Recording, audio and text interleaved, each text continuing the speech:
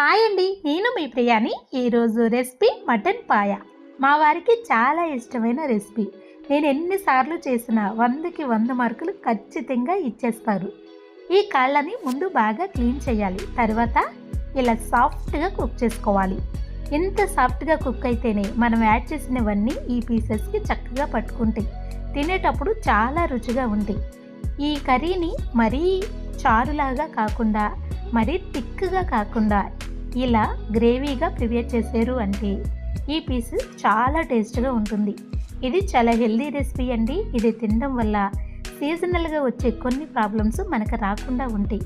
అంతేకాకుండా మన బోన్స్ స్ట్రాంగ్గా ఉంటాయి. ఈ టేస్టీ రెసిపీని మీరు తప్పకుండా ట్రై చేయండి. మీరు చేసేటప్పుడు మన ఛానల్లో ఫుల్ వీడియో ఉంటుంది, మొత్తం చూసి ప్రిపేర్ చేసుకోండి.